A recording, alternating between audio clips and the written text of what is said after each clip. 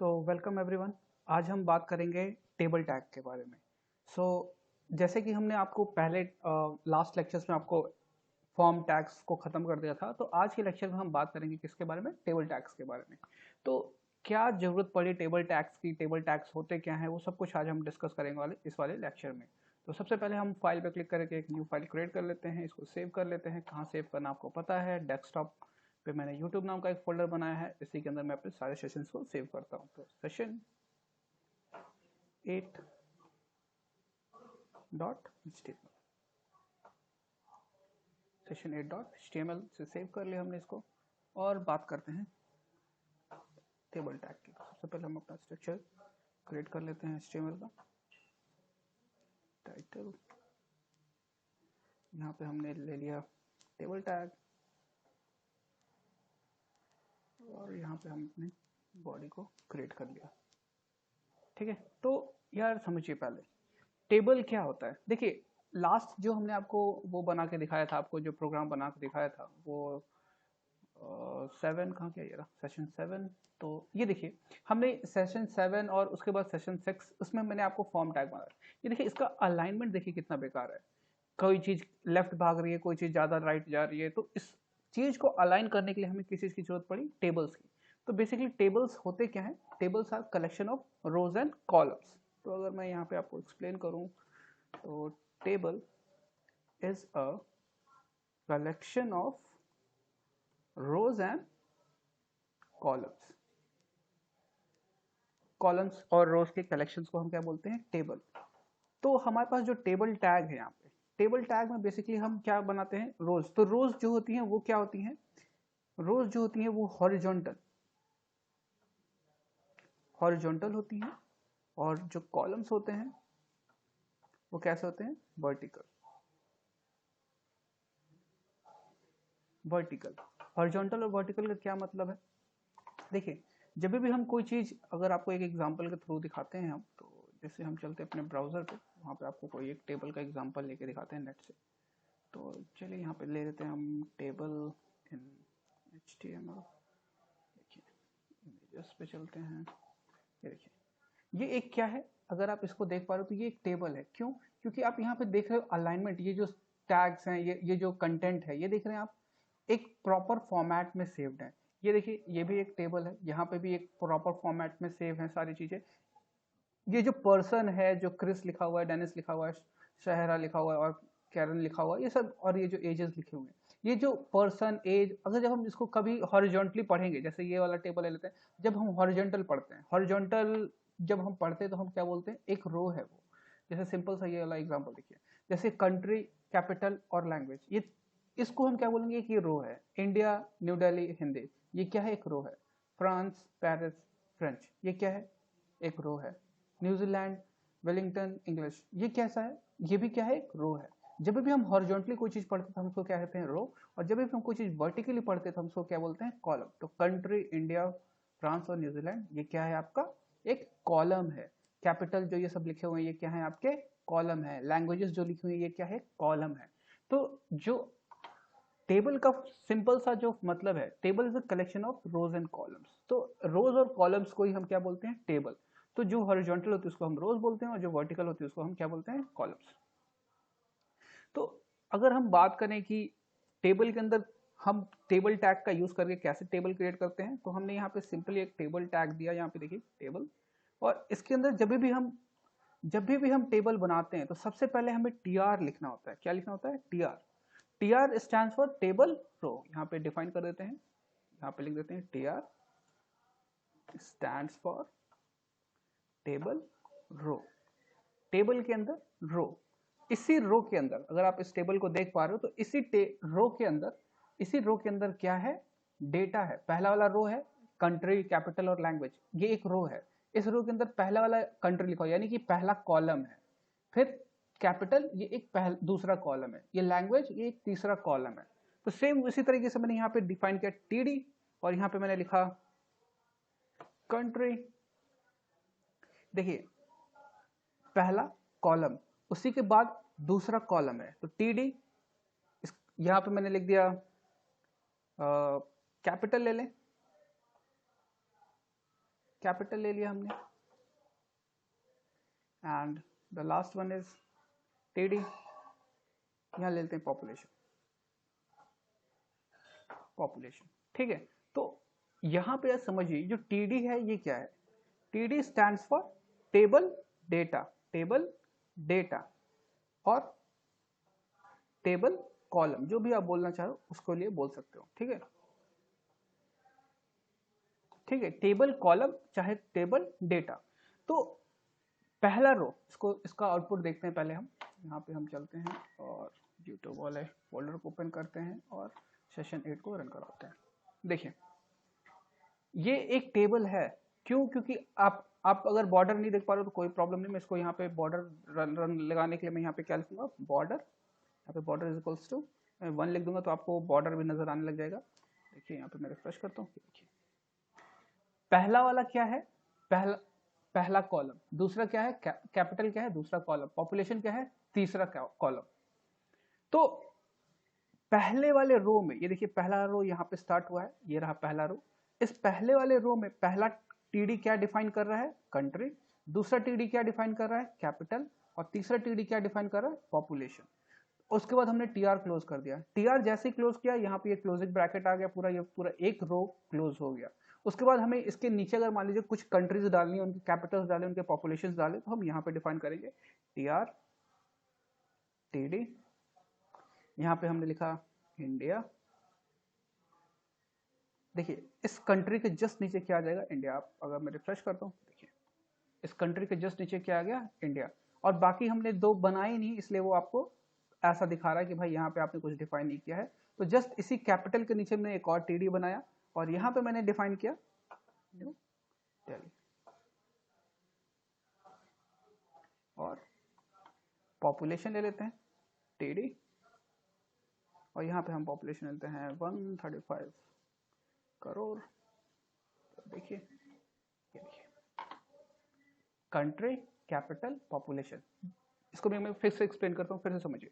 पहला टीआर यानी कि पहला रो, पहले रो में क्या क्या है, पहले रो में पहला कॉलम है जिसका नाम है कंट्री, उसके बाद दूसरा कॉलम है कैपिटल, उसके बाद तीसरा कॉलम है पॉपुलेशन, और पहला रो यहीं पे क्लोज कर दिया गया। दैट्स वाई ये यहीं पे क्लोज हो गया और यहीं पे ये खत्म हो गया। उसके बाद टीआर एक दूसरा रो स्टार्ट हो गया, इसीलिए आप देख पा रहे हो एक दूसरा रो उसके नीचे स्टार्ट है, और उसी के जस्ट नीचे क्या लिखा हुआ है, इंडिया। उसके जस्ट बगल में आपने एक और टीडी बना रखा है, उसके अंदर आपने लिख रखा है न्यू दिल्ली, तो इसीलिए वो न्यू दिल्ली उसके जस्ट बगल में आ रहा है। तो उसके बाद आपने एक और कॉलम बनाया है जिसका नाम है टीडी, पॉपुलेशन के जस्ट नीचे ये आ रहा है 135 करोड़। क्लियर है? अगर मैं इसको एक और एंट्री करनी तो मैं यहाँ पे एक और ले लेता हूँ, टीआर टीडी,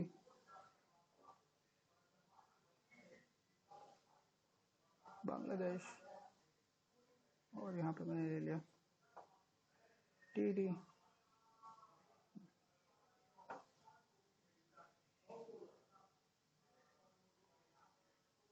टीडी, और यहाँ पे हम ले लेते हैं 20 करोड़। ठीक है, तो यहाँ पे आप क्या देख रहे हो कि ये जो लिखा हुआ है पहला वाला, दूसरा वाला टीआर लिखा हुआ है, दूसरा वाला टीआर क्या लिखा हुआ है, बांग्लादेश पहला लिखा हुआ है। कंट्री के जस्ट नीचे क्या आ रहा है, बांग्लादेश।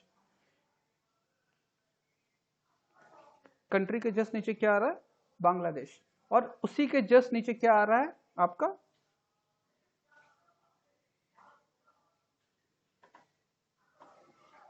उसी के जस्ट नीचे आपका क्या आ रहा है, कैपिटल। उसी के जस्ट नीचे, कंट्री के जस्ट नीचे क्या आ रहा है आपका, बांग्लादेश।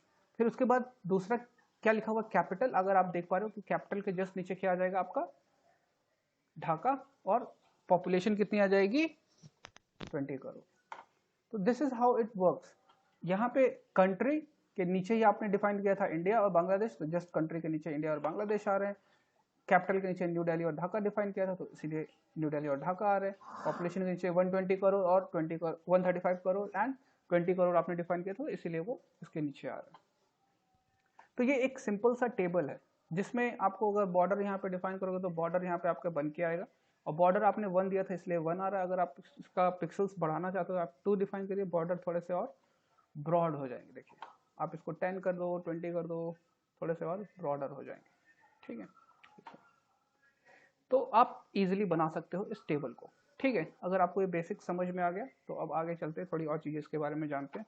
देखिए जैसे मैंने यहाँ पे टेबल बनाया, टेबल में मान लीजिए मुझे क्या चाहिए, ये जो चीजें हैं कंट्री, कैपिटल और पॉपुलेशन, ये क्या है, बेसिकली ये एक हेडिंग है। आप क्या कहोगे, ये हेडिंग है। ये हेडिंग है जो क्या डिफाइन कर रही है, इंडिया और बांग्लादेश को।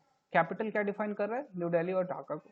पॉपुलेशन क्या डिफाइन कर रहा है, ये जो लिखा हुआ है पॉपुलेशन, इसको डिफाइन कर रहा है। तो हमारे पास हेडिंग के लिए टीडी नहीं है, टीएच है। जब भी हम कोई हेडिंग लिखते हैं तो हम क्या डिफाइन करते हैं, टीएच। तो यहाँ पे हमने टीएच लिख दिया। ठीक है, जब भी हमें हेडिंग डिफाइन करनी है तो हम क्या लिखते हैं, टीएच। और टीएच क्या होता है, टेबल हेडिंग। तो यहीं पे हम इसको लिख भी देते हैं, टीएच टेबल हेडिंग। ठीक है, टेबल हेडिंग। तो देखिए मैं इसको फिर से रन कराता हूँ आपके सामने, ये देखिए। तो टेबल हेडिंग की जो प्रॉपर्टीज होती हैं वो ये प्रॉपर्टीज होती हैं कि बाय डिफॉल्ट वो कैसा होता है, बोल्ड होता है। देखिए अपने आप बोल्ड हो गया है। और अलाइनमेंट कैसा है, सेंटर में। इसको देखिए, इंडिया और बांग्लादेश अगर आप देख पा रहे हो तो ये लेफ्ट साइड अलाइंड है। छोटा करते हैं तो आप देखोगे कि ये जो कैपिटल है ये सेंटर में चला गया है, कंट्री भी सेंटर में चला गया, पॉपुलेशन भी सेंटर में ही है, और बाकी ये जो सारी चीजें आपने लिख रखी है कैसी है, लेफ्ट साइड अलाइन है। तो टीएच का जो प्रॉपर्टी है वो क्या है, बोल्ड होता है एंड सेंटर अलाइन होता है। कैसा होता है, बोल्ड और सेंटर अलाइन। तो दैट्स वाई ये कंट्री ऑटोमेटिकली सेंटर में चला गया, कैपिटल ऑटोमेटिकली सेंटर में चला गया, पॉपुलेशन ऑटोमेटिकली सेंटर में चला गया, और ये सारे बोल्ड भी हो गए। तो जब भी आप कोई भी कॉलम डिफाइन करिए जिसकी कोई मेन हेडिंग है तो उसको किससे रिप्रेजेंट करिए, टी एच से, ना कि टी डी से। लिख सकते हैं टी डी, कोई प्रॉब्लम नहीं है, लेकिन हमारे पास एक टी एच टैग है जो हेडिंग डिफाइन करता है, तो क्यों हम टी डी के लिए जाएंगे। ठीक है, उसके बाद अब बात करते हैं कुछ और एट्रीब्यूट्स के। जैसे हमने बॉर्डर बताया आपको, जैसे यहाँ पे मैंने देखिए डिफाइन किया था बॉर्डर, तो ये बॉर्डर आपको बन के आ रहा है। अगर आप बॉर्डर नहीं डिफाइन करना चाहते हो, बॉर्डर अगर आप नहीं देखना चाहते हो, चाहिए कि बॉर्डर नजर ना आए, तो आप इसको 0 कर दीजिए, बॉर्डर नजर नहीं आएगा। ठीक है, टेबल है यहाँ पे लेकिन बॉर्डर नजर नहीं आ रहा है, तो हम इसको बॉर्डर दे ही देते हैं 1। ठीक है, बॉर्डर हमने इसको फिर से 1 कर दिया। और यहाँ पे हम देखिए और एट्रीब्यूट्स बताए, तो दूसरा है सेल स्पेसिंग। सेल स्पेसिंग मैंने दे दिया 10। देखिए सेल स्पेसिंग क्या होता है, ये देखिए सेल स्पेसिंग क्या होता है, वो आपके टेबल का जो बॉर्डर है और जो टेबल के सेल्स हैं उनके बीच की स्पेसिंग होती है। इसको यहाँ लिख देते हैं हम, ज्यादा बेटर है, cell spacing. It is the difference between, ये जो डिफरेंस क्रिएट हुआ है, it is the difference between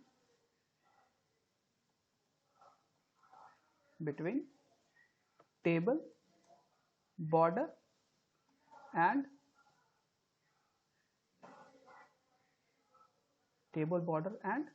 each cell। Table, border और उसके सेल्स के बीच की स्पेसिंग होती है। टेबल का जो बॉर्डर है और उसके जो सेल्स हैं, पहला सेल ये है, दूसरा सेल ये है, तीसरा सेल, बेसिकली ये जो टीडी बने हुए हैं जिनको हम कॉलम्स कहते हैं, उनको हम एक सेल बोलते हैं। तो ये एक सेल है। तो सेल स्पेसिंग क्या हुआ, टेबल का बॉर्डर और इन पर्टिकुलर सेल्स के बीच की स्पेसिंग। ठीक है, it is the difference between table, border and each cell. जो टेबल के बॉर्डर है और उनके सेल्स के बीच की स्पेसिंग। ठीक है, तो आपने इसको 10 डिफाइन किया था, आप इसको अगर 20 करोगे तो देखना कि आपका और ज्यादा स्पेस, देखिए ये सेल्स और बॉर्डर के बीच की स्पेसिंग और बढ़ गई। ठीक है, और इंडिविजुअल सेल्स की भी स्पेसिंग बढ़ती है इससे। ठीक है, ऐसा नहीं है कि सिर्फ बॉर्डर और सेल्स की होगी, यहाँ पे इंडिविजुअल सेल्स के बीच भी स्पेसिंग होती है। ठीक है, उसके बाद बात करते हैं सेल पैडिंग की। इसको सेल पैडिंग ले लेते हैं, सेल पैडिंग, और यहाँ पे हमने लिया 10, और इसको रिफ्रेश करके आपको दिखाते हैं। सेल पैडिंग बेसिकली क्या होता है, आपके कंटेंट और बॉर्डर्स के बीच में, एक सेल्स के बीच में स्पेसिंग। ये जो सेल है इसके सेल और कंटेंट के बीच की स्पेसिंग। देखिए मैं इसको आपको फिर से रन करा के दिखा, तो इसको मैंने हटा दिया अभी यहाँ पे, और फिर से रन करा देते हैं आपके लिए। तो रिफ्रेश किया, ये देखिए ये कैसा दिख रहा है? अभी इसमें कोई भी पैडिंग नहीं है, ये कंटेंट आपस में इस सेल के साथ मर्ज दिख रहे हैं। लेकिन जैसे ही हमने पैडिंग लगाया तो क्या हुआ, हमारा जो कंटेंट है और जो सेल है उसके बीच की स्पेसिंग, तो इसको यहाँ पे हम लिख देते हैं cell padding,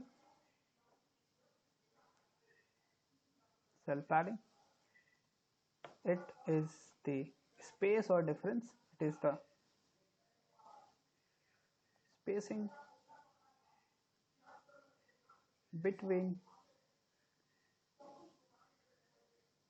the cell and its content, cell और उसके कंटेंट के बीच की स्पेस। ठीक है, सेल और उसके कंटेंट के बीच की स्पेस। अगर मैं इसको 20 दे दूंगा तो आप देखिएगा थोड़ा और अच्छा देखने में लग जाएगा आपको।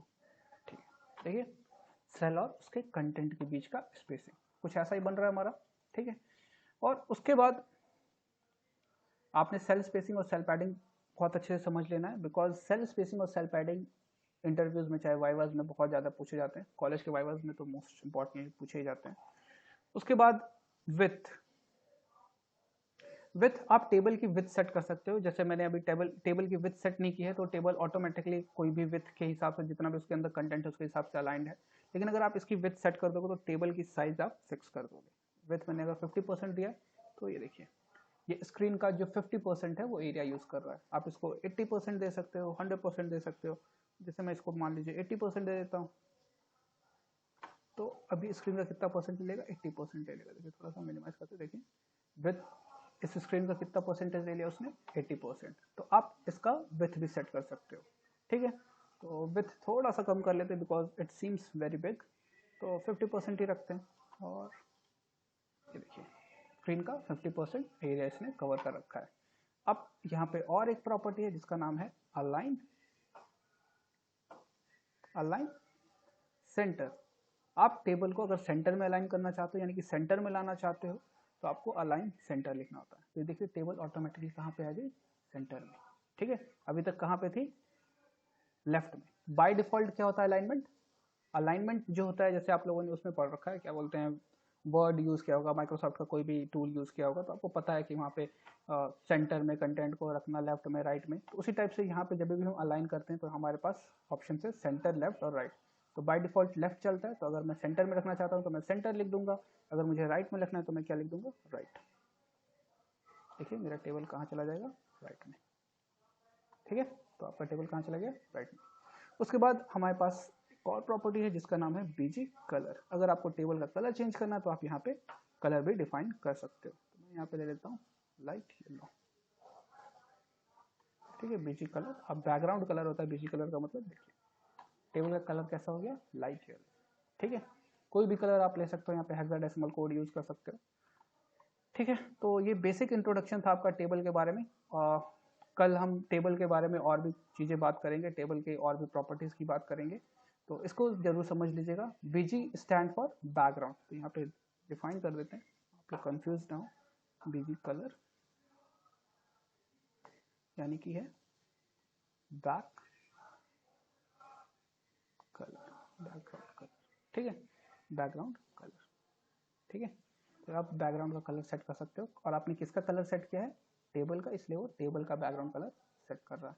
आप चाहो तो पूरे पेज का भी बैकग्राउंड कलर सेट कर सकते हो। ये जो पूरा पेज है, इस पूरे पेज का बैकग्राउंड कलर आपको चेंज करना है तो आप यहाँ पे बॉडी में जाइए, यहाँ पे सिंपली लिख दीजिए BG colour equals to light blue. और मैं इसको दिखाता हूँ आपको, पूरे बॉडी का भी कलर चेंज हो गया, क्योंकि ये जो बीजी स्टैंड करता है किसके लिए, तो बैकग्राउंड कलर पे। तो आपने लाइट ब्लू लिखा तो पूरी बॉडी में जो भी कंटेंट है वो इस लाइट ब्लू कलर का हो जाएगा। ठीक है, तो पूरा कंटेंट जो है वो लाइट ब्लू का है। आपने टेबल के लिए जो डिफाइन किया था सेल स्पेसिंग, सेल पैडिंग, वो आपको समझ में आ ही गया होगा। उसके बाद हमने विथ बात किया था, उसके बाद विथ आपको समझ में आ गया, अलाइनमेंट, और उसके बाद हमने बीजी कलर। तो हमने टेबल का जो BG colour light yellow set किया, दैट्स व्हाई लाइट येलो आ रहा है।